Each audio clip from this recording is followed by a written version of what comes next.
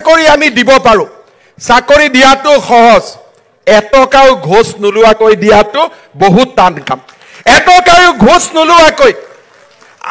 ডেকা লৰাই মোক খুদি আছিল দাদা পুলিচৰ ইন্টাৰভিউ ডেট কেতিয়া হ'ব এইটো নকয় যে মোক চাকৰি দিয়ক খালি খুৰে ডেট কেতিয়া কাৰণ তেওঁলোকে জানে যে 5 লাখ 4 লাখ টকা লৈ চাকৰি দিয়াৰ সময় গুছি গল এতিয়া মই মাত্ৰ দৌৰিব লাগে আৰু চৰকাৰী চাকৰি পাব লাগে আজি অসমত থাৰ্ড গ্ৰেড ফৰ্থ গ্ৰেডৰ পোষ্ট ওলাই কোনো আমাৰ ওচৰত নাহে চাকৰি কাৰণে এছিএছ এপিএছৰ চাকৰি ওলাই কোনো আমাৰ ওচৰত নাহে কিয় নাহে আমাৰ ওপৰত বিশ্বাস নিৰ্মাণ হল যে এইখন চৰকাৰে টকা নাখায় চাকৰিৰ নামত টকা নলয় দুখীয়া আৰু দৰিদ্ৰ মানুহক চৰকাৰী চাকৰি কৰ্ম সংস্থাপন দিয়াই আমাৰ আটাইতকৈ পবিত্ৰ ধৰ্ম এই কথা যি অসমৰ প্ৰতিজন দুখীয়া মানুহে বুজি পায় শ্ৰদ্ধাৰ ৰাইজ যেতিয়া মই তাতে গৈ কৈছিলো যে আমি মুখ্যমন্ত্ৰী আৱাস যোজনা কৰিম তেওঁলোকে কয় যে স্যাৰ আসাম में कैसे संभव होगा অসমত সকলো সম্ভৱ এইখন ৰত্নগৰ্ভ অসম ইয়াত সকলো সম্ভৱ মাত্ৰ অসমৰ মানুহে যেনেকে লাচিতে সংকল্প লৈছিল মই মোগলক ঘৰুৱাম তেনেকে আমি সংকল্প ল'ব লাগে এবাৰ সংকল্প ল'ব লাগে যে খেতি পথাৰবোৰ খালি হৈ পৰি থাকিব নিদিও এবাৰ সংকল্প ল'ব লাগে মই ডেকা ল'ৰা দেউতা মাক কষ্ট নিদিও নিজে কিবা এটা কৰি খাম এবাৰ সংকল্প ল'ব লাগে আন্দোলন নকৰো পঢ়িম এবাৰ সংকল্প ল'ব লাগে মই পঢ়ুৱাম এবাৰ সংকল্প ল'ব লাগে গাঁৱে ভূঞে আমি খেলা ধূলা সংস্কৃতিৰ পৰিৱেশ এটা নিৰ্মাণ কৰিম এইখন মোৰ শুৱনি অসম এইখন মোৰ সুজলা সুফলা অসম এই অসমখনত যোৱা 20 বছৰে বোমা গুলি বাৰুদেৰে আমাৰ এই মৰমৰ অসমখনক আমি এক অন্য ৰাস্তালৈ লৈ গৈছিলো আজি অসমখন উভতি আহিছে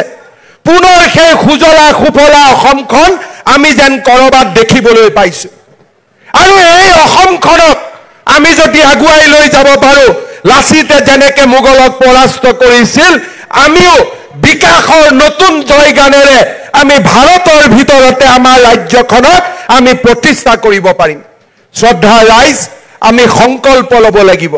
আই মাতৃসকলে আত্মসহায়ক গোটৰ জৰিয়তে নতুন দিনৰ সপোন দেখিব যেতিয়া আমাৰ ল'ৰা ছোৱালীবিলাকে পঢ়া শুনা কৰি একোজন মানৱ সম্পদ হোৱাৰ সপোন দেখিব তেতিয়া আমি আগুৱাই যাব পাৰিম যেতিয়া আমাৰ জ্যেষ্ঠজনে আমাক শুদ্ধ ৰাস্তা দেখুৱাব দুটা দশক আমি নষ্ট কৰি পেলালো দুটা দশক আমি শেষ কৰি পেলালো কালি বোলে মধ্য অসম বন্ধ কালি বোলে উত্তৰ অসম বন্ধ কালি বোলে দক্ষিণ অসম বন্ধ কালি বোলে অসম বন্ধ কালি বোলে গ্ৰেনেড বিস্ফোৰণ কালি বোলে বোমা বিস্ফোৰণ সেই পৰিৱেশ খলনি কৰি এতিয়া অসমৰ নাম আমি কৰিছো অমৃত বৃক্ষ আন্দোলন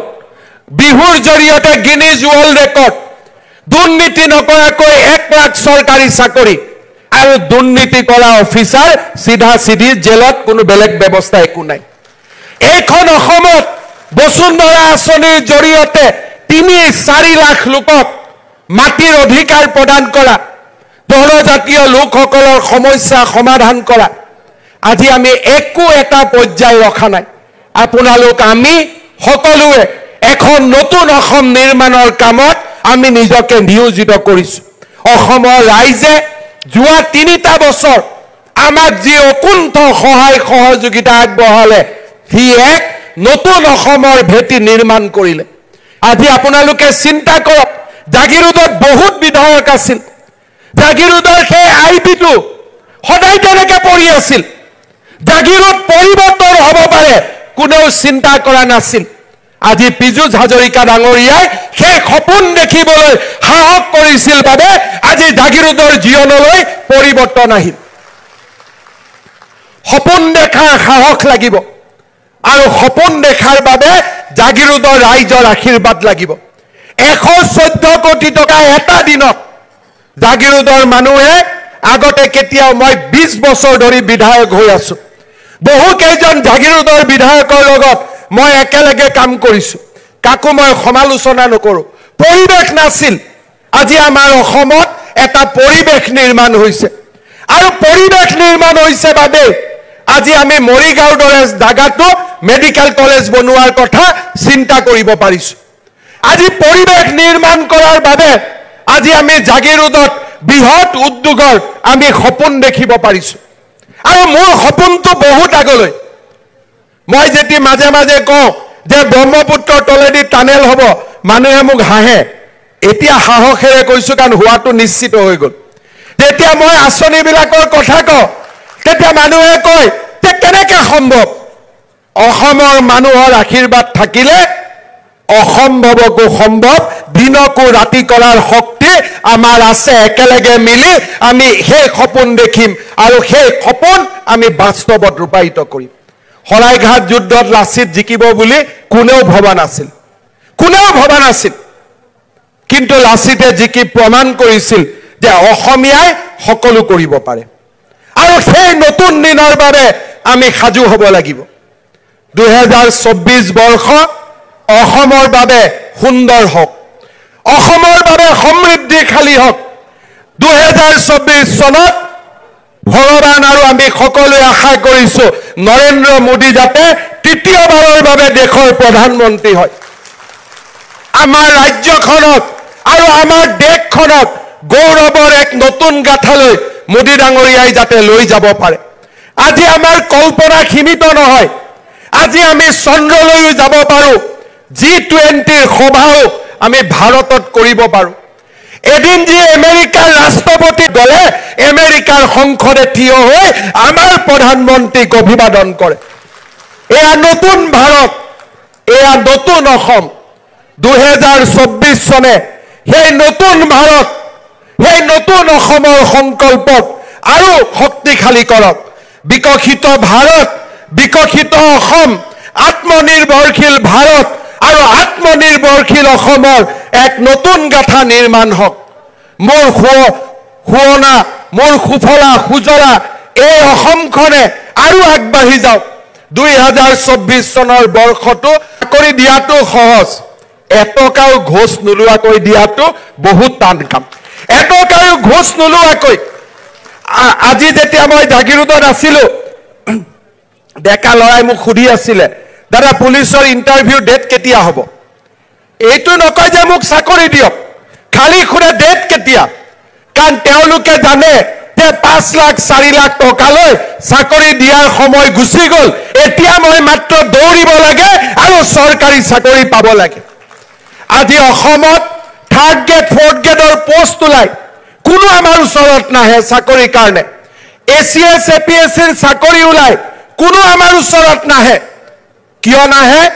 আমাৰ ওপৰত বিশ্বাস নিৰ্মাণ হ'ল যে এইখন চৰকাৰে টকা নাখায় চাকৰিৰ নামত টকা নলয় দুখীয়া আৰু দৰিদ্ৰ মানুহক চৰকাৰী চাকৰি কৰ্ম সংস্থাপন দিয়াই আমাৰ আটাইতকৈ পবিত্ৰ ধৰ্ম এই কথা যি অসমৰ প্ৰতিজন দুখীয়া মানুহে বুজি পায় শ্ৰদ্ধাৰ ৰাইজ যেতিয়া মই তাতে গৈ কৈছিলো যে আমি মুখ্যমন্ত্ৰী আৱাস যোজনা কৰিম তেওঁলোকে কয় যে স্যাৰ আসাম में कैसे संभव होगा অসমত সকলো সম্ভৱ এইখন ৰত্নগৰ্ভ অসম ইয়াত সকলো সম্ভৱ মাত্ৰ অসমৰ মানুহে